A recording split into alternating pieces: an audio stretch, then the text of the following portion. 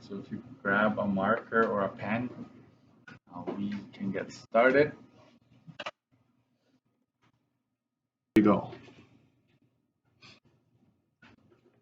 At some point, before starting to figure out your primer costs, all that, you need to find out the paintable surface, right?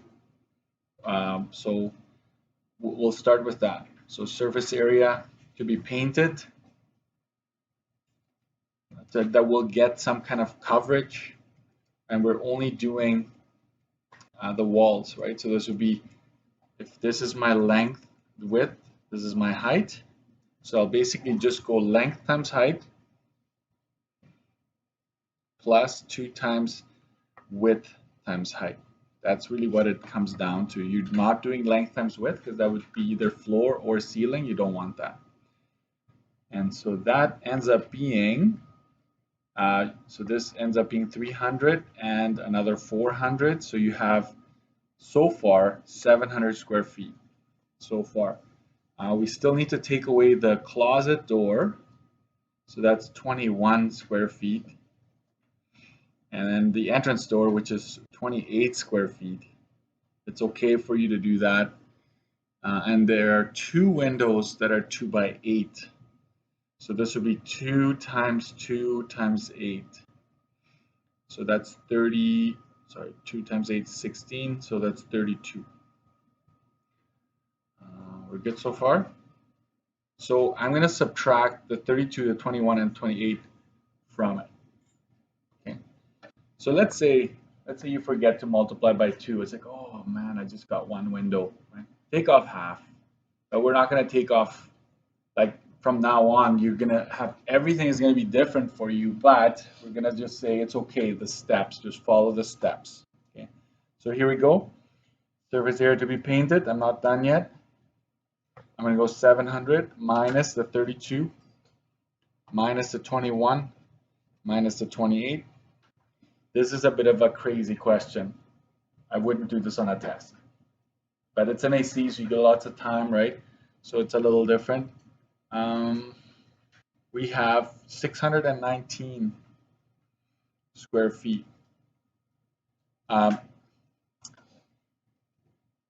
So this is what I'm going to do today. If you have the 700 and then you subtract, right, we're going to say, let's go with 1 mark for the 700 for sure, and then another mark for you coming up with the 619. So the total is going to be different. It's not going to be out of 11. I can tell you that already. So this is the number that I'm going to underline. That's important. I'm going to carry that with me throughout this AC. So now we can figure out the cost of primer, or we can at least start. I'm going to do some converting there. I told you about that. The 16.7 square meters, we can't really use that. So I'm going to say, I'm going to convert that by multiplying that by conversion rate. And I know that 1 foot has 0.3048 meters, correct? But I have to square this thing if I want to get that right. If I just use the linear, it's not converting it properly. So you get 16.7 square meters times 1 square foot. And if you square this, I'm going to grab my calculator here. If you go 3048 and you square that, you get this. And remember, you can always just go dot, dot, dot on your piece of paper. You do not have to write down the whole thing. But that allows you to cancel out here. And so it's essentially this divided by that. Okay, so I go 16.7 divided by, I go scroll up, paste it in there. And so that's the equivalent of 179.75, and that keeps on going, square feet. I would give you a mark for this step right here. What just happened? What just happened? you're saying now that a can covers this much, right? That's what you just determined. One can covers this. So instead of 16.7, we just say it the same amount in square feet. Okay? So if you didn't do this step, I go -1. So here we go. Cans would be found by going just one coat, right? One coat of primer. So we can just take the 619 square feet and divide it by 179.75 ... square feet. So let's go ahead and do that. 619 divided by, copy paste. That's 3.44 and something. So that's approximately 4 cans that I need to buy. Okay. If you didn't, so I'm going to walk through some scenarios that I can see happening. So let's say you didn't square this. You just went 16.7 divided by 0.3048. You get this, right? And then you went 619 divided by, so you are buying 12 cans probably, okay, if that's what happened to you. So this is what I would do here. I would take 1 mark off for not converting it properly, but if you then still show me this step, you get the marks for coming up with a whole quantity of cans. Okay, that's how I do it. This is how the province would mark it as well. Okay, so what I do here is if you have 11.29 and then 12, I would go like this and step right next to it. That's an indicator to you that the number is not what I would want it to be, but you're doing the right process. You're consistent with previous work. Okay, so now the cost, it would be 4 multiplied by 75.99 times 1.12. You can do it all in one shot. Oops. Times 1.12, and that's 340 and 44 cents. And if you came up with 12 cans, I would have to do the math, right? I would actually have to check. You'd get 1,021 and 31 cents. That's what I would expect you. If you don't have this, then you lose marks again because now we don't know what else went wrong. Okay? But this is what I would want you to have there. That's the answer you're expected to get. So if you have that answer, you get full marks. Okay, so I'll give you another mark for this step. So how many marks are associated with A? So let's count. 1, 2, 3, 4, 5 marks are associated with it. So we get rid of the 3. I don't like to give half marks. It just makes it complicated. So instead, I just give steps. When we do ACs, just full marks. It's just easier to come up with a total of some sort. So what else could have gone wrong here? I'm just thinking. A lot of things can go wrong, but I'm looking for consistency, right? So if you make a mistake upstream, you lose that mark, but then if I see the process afterwards, you could still get 4 out of 5. If you get your surface area wrong, you still get 4 out of 5 if everything else is good. Yeah. Check yours. Can I do that after? Yeah, for sure. So whenever I mark an AC and you're like, can just write somewhere at the top here, check question so and so, but give yourselves a mark in the meantime. Okay? You're the teacher right now. All right. Zathea, do you mind sharing do you know what went wrong or no?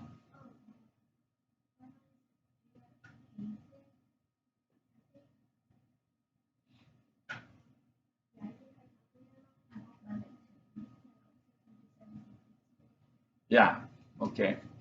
I'm just going to use this as an example. You got 617. Are these numbers exactly like mine or no? They're exactly like mine? That's a half mark off only because when I see that, when we can tell that you typed it in wrong, that's only half mark deduction because it's a transcript error, like something went wrong when you typed it in. So that's why it's important to show your work. If one of these numbers had been off, that's a -1, right? So just take off half and then carry it. You're going to be off by just a little bit. Most likely the same cost as me, right? Maybe. We'll see. Yeah, because we end up rounding here. So even if you're off, sometimes students make a mistake here. Maybe you round it to 2 decimals here. It's not really going to affect you because of the rounding to whole quantities. It often like levels things out. So we just assume you used all decimals, right? All right. Phew, I'm tired already, and it's just 8. So let's do another one. Calculate the total cost of applying paint after tax. Surface area to be painted. This is actually going to be 3 coats, right? Right? Is it 3? Yeah, 3 coats times the 619. This is what gets covered. So 3 times 619 is 1857 square feet. Okay, so I would give you 1 mark for that. Let's say you made a mistake. You don't have 619, like you have 617. But if I see the times 3, you get the mark. Okay. And then for cans, oh, I have to do converting, right? So let's do that on the side. I always do things like that on the side. So 22.2 squared yards. It's squared yards. I want it to feet, right? Lolo? What was I gonna do here? Yards to feet. So 1 yard has 3 feet. I square that whole thing. So that's 22.2 squared yards. And that's 9 square feet over 1 squared yard. I don't know why I did the brackets, but really this cancels out there.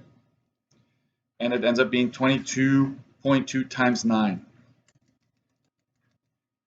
which is 199.8 square feet. I give you a mark for that. Give you a mark for that. So you can follow along. Fire or gas? Oh, okay. All right. All right, cans. I go 1857 divided by 199.8. In this case, it actually is a finite decimal. So 1857 divided by 199.8. That's 9.29 and something. This is approximately 10 cans that I need to buy. So cost is 10 times, what are we at? 84.74 times 1.12.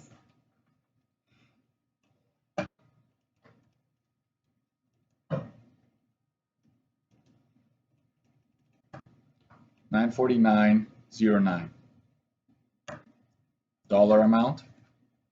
So I don't care about dollar signs along the way, but your final answer has to have a dollar sign and it has to have 2 decimals. So if your calculator shows like 0.9, let's say, you have to go 0.90 if you don't want to lose half a mark for dollar amounts. Very picky that way. They don't care about anything else. Like if it's like, for example, square feet, you can go 1 decimal. If it is 0.80 and you just put 8, that's fine. But dollar amounts, it has to have 2 decimals. Hold on. So if this step right here, number of cans, gets you a mark, then the total, including taxes, gets you a mark as well. So here we have 1, 2, 3, 4.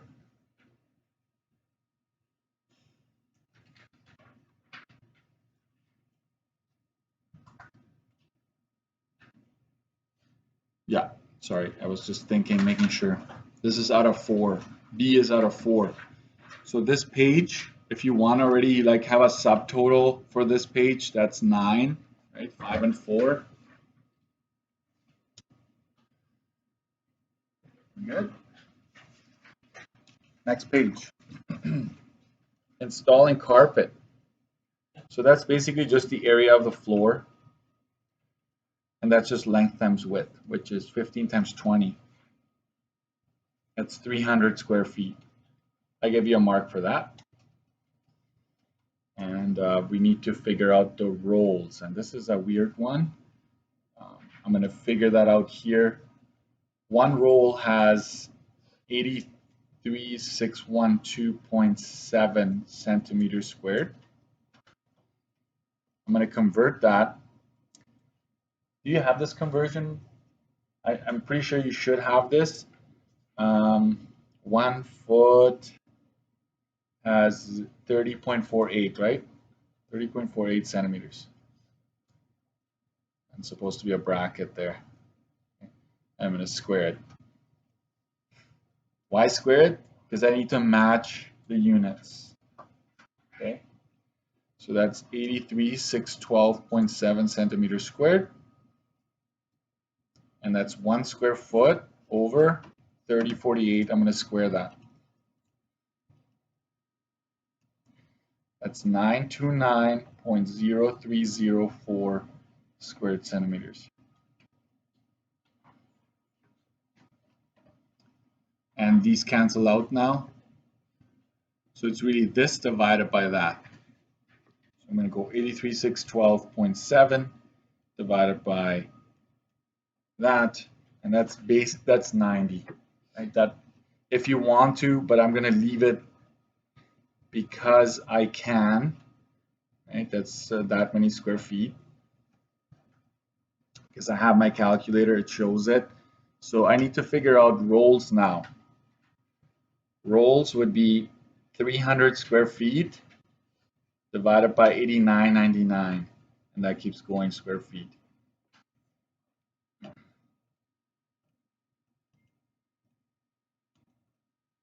No, sorry, why am I typing? Delete, delete, delete. Copy, paste. 3.33 rolls, which is approximately, right, I need to buy 4 because I can't do partial quantities. So here's my cost. 4 times carpet comes in rolls that cost 256.50. It's 0.5 on the AC, it shouldn't be, times 1.12. And so here we go. 4 times 256.5. So resist the urge to go straight to the cost, okay? Resist that. Figure out how many, and then you figure out your cost. 1149. And you know what? That's real life. Like if you do any renos, you can't just say, I need 2.6 something, right? You're not going to go with that and calculating your costs. You're going to have to buy the extra box. There's going to be some waste, right? Or some leftovers, right? So this is the cost after tax. So let's give some marks here. I forgot to do that. So 1 for the 300, 1 for the conversion, 1 for the rolls, and 1 for the cost, including taxes, that is. So this is 1, 2, 3, 4. It's out of 4. I told you to omit this one, but I will do it now with you. Okay, so we're not going to count it, but it's going to be a teachable moment here. If the company selling the carpets will charge an installation fee, so this is labor. Okay, labor. They charge you 85 cents for every square foot. Calculate the cost of installing after tax. Only GST is applied to labor. So whenever you get a service done, like you get your furnace checked, you rent bouncers for a birthday party, like that's a service. It's only you only pay GST for that. So if you go dry cleaning your clothes, it's only 5% GST because it's a service. So cost would be we don't need to round because we actually have a whole amount of square footage to put the carpet on. So we can just go straight with that. And then you just multiply this by 85 cents per square foot. See how this will cancel out like that if you write it out. You don't have to do this. If you just go 300 times 0.85, you're good to go. So that's 255. But we're going to go times 1.05 because 5% turns to 0.05. You put the 1 in front because you're paying 105% altogether, right? So answer times 1.05, that'd be 267.75.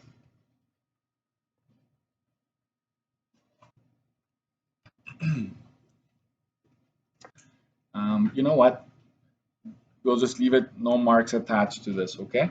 The grand total, and this is where everybody might have a different answer here, but this is really A plus B plus C in our case. You're supposed to get 2706.40. So again, I would go by the numbers you have in A, B, and C. If you added those and they're done correctly, you get the mark here. Okay? Because they already all have taxes. You don't need to add taxes again. Okay, so you just come up with that. So this is a mark here. So you've got 4 on top plus the 1 here. So this page is worth 5 marks. The front was worth 9. So 9 and 5 gives us 14 total. Okay. So you're the teacher, you put a mark down, and I will probably agree with you unless I see that like clearly that you maybe missed something. But other than that, this is your AC. All right.